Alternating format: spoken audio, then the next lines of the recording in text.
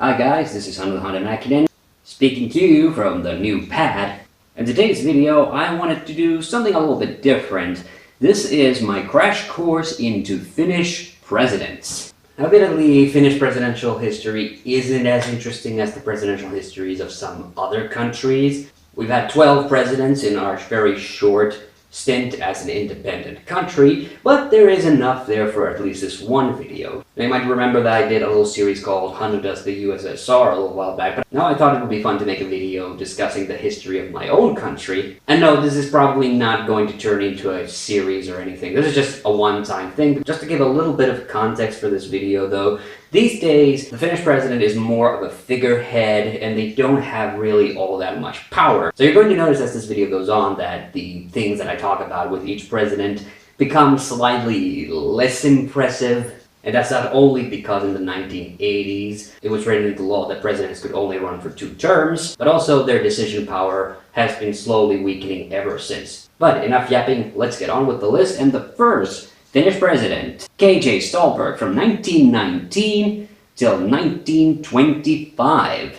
Now, Ståhlberg was an unusual pick to be the first leader of Finland, especially because he didn't even particularly want the job. But the Finnish government voted him as the first president of Finland, where he was running against Marshal Mannerheim, a person I've talked about in my 10 Finnish facts video. And all around an interesting historical figure whom we'll touch upon again a little later in this video. Now, Ståhlberg was super shy. He would never address the public without writing what he was going to say beforehand, but that didn't make him an ineffectual president. In fact, he rather brazenly used his powers to break up the government several times because he didn't want any socialists in the Finnish government. So that makes him seem out like a pretty dictatorial figure. But he chose not to run for president for a second time, probably because he was now very unpopular with all those politicians that he had put out of a job. But to his credit, he also did pardon the remaining Finnish political prisoners left over from the Finnish Civil War. Ståhlberg was then followed by Lauri Relander from 1925 till 1931. Now, Relander was a lot less hands-on as a president. In fact, that was probably the reason why he was picked. The Finnish parliament basically wanted a president who wouldn't interfere with the government's work as much. Now, Relander was probably one of our most popular early presidents with the public,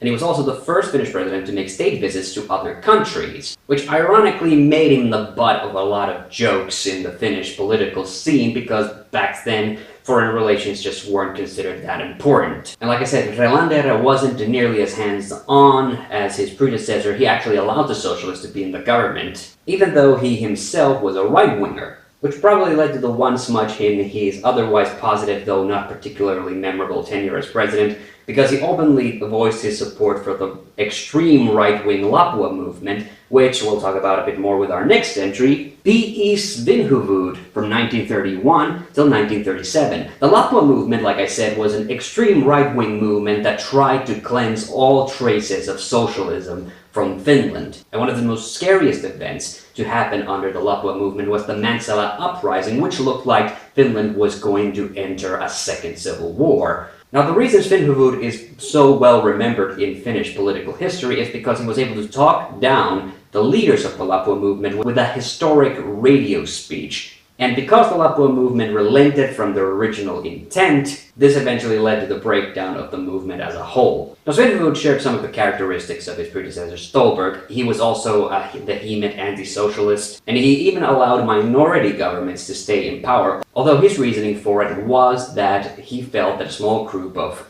competent politicians were best fit to fight the Great Depression that was going on at around that time. And also, Svinhuvud didn't really want to increase the president's powers. It was actually suggested to him at one point, but he then shot that proposition down. Now, Kyösti Kallio, who reigned from 1937 until 1940, could have technically become our first president to resign from office, were it not for the fact that he instead became the first and thus far the only Finnish president to die in office. Kyösti Kallio was brushed into office as the torchbearer for Svinhuvud, but he very quickly proved to be a bit of a disappointment. He was kind of namby-pamby and didn't make many important decisions. What's worse, he was an old man who recognized that his health was beginning to fail him.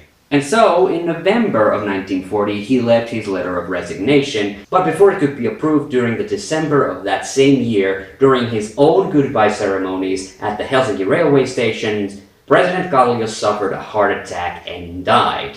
And there really isn't much to say about Kallio. His only noteworthy achievement was that he talked Marshal Mannerheim from retiring from the military, just as Finland was going into World War II.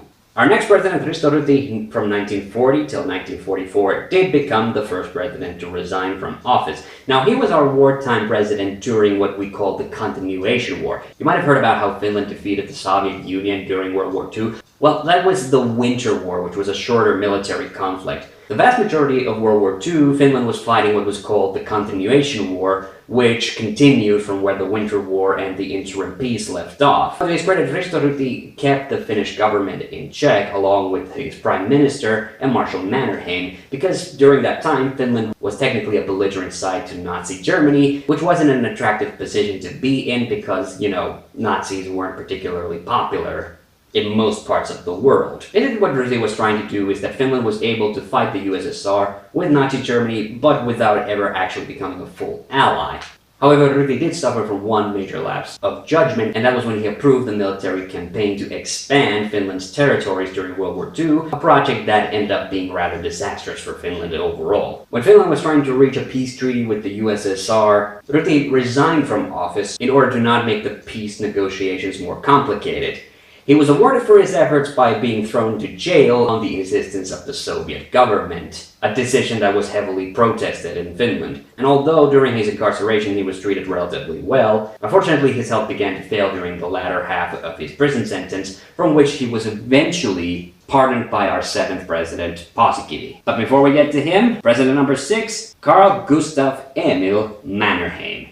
Yes, one of Finland's first explorers into Asia, the man who helped pen the Finnish constitution, the man who won the Finnish Civil War for the whites, the guy who basically created the Finnish military, and the guy who led our troops during World War II, had one of the shortest and least memorable presidencies in presidential history.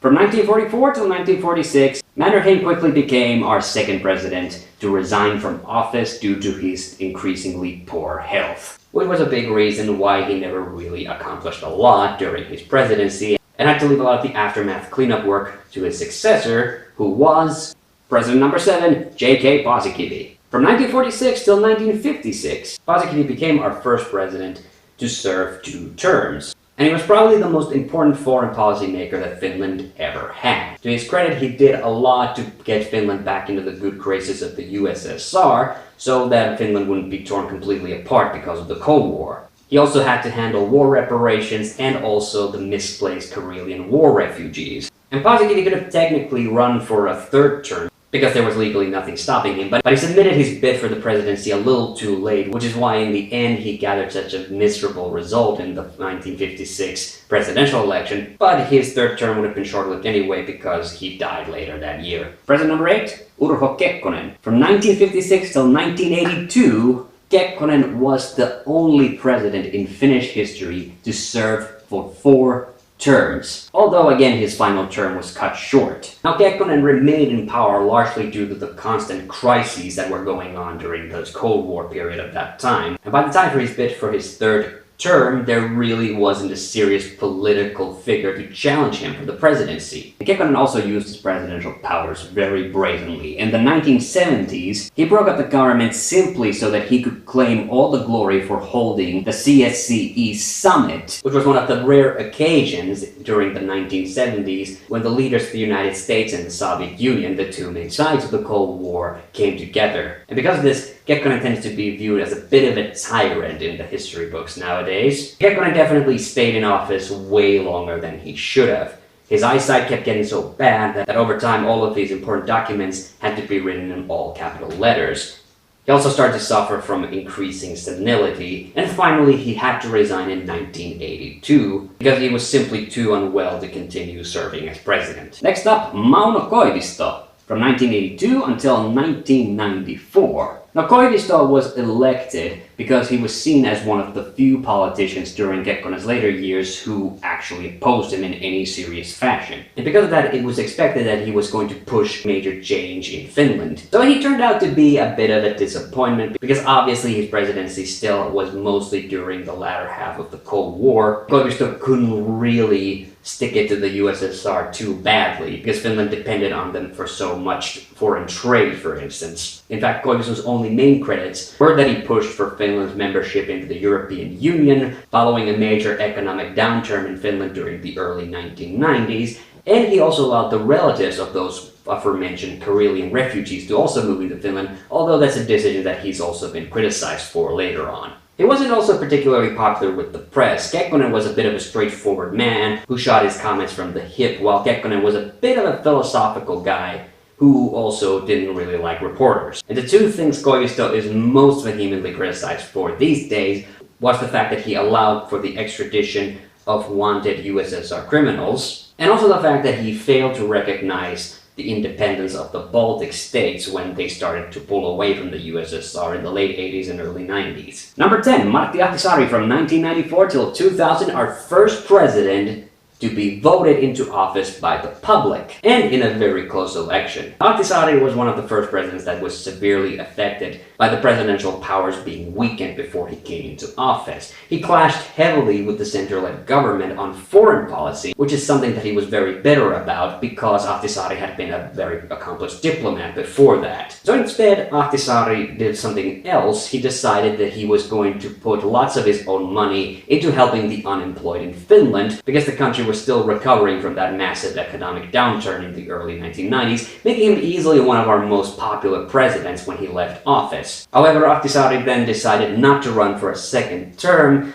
because his party wanted to vote internally who should run for president in 2000. And Ahtisaari continued his amazing diplomatic work after his presidency, eventually winning the Nobel Peace Prize in 2008. Number 11, Tarja Halonen from 2000 till 2012, our first female president, whose first term also coincided with the election of the first female prime minister, whose term was then cut short by a fax scandal. Halonen remains our most popular president to date. Her approval ratings are unmatched by any other president in our history. But at the same time, she didn't really manage to accomplish a lot because, again, her presidential powers were so weak. This led to a lot of awkward situations when Finland was asked to have diplomats sent into EU summits and whatnot. During Halonen's tenure, there were several incidents where it wasn't entirely clear whether the president, the prime minister, or the foreign minister were supposed to attend. Although Halonen sadly didn't accomplish a lot during her 2 terms, she was a huge proponent for a more humane military service, and she also heavily pushed gay rights, which eventually led to Finland approving gay marriage after she left the presidency. And our current president, Sauli Niinistö, has been serving since 2012. Now again, because Niinistö doesn't have a lot of political power, he hasn't been able to do a whole lot, although he's given a lot of very strongly worded speeches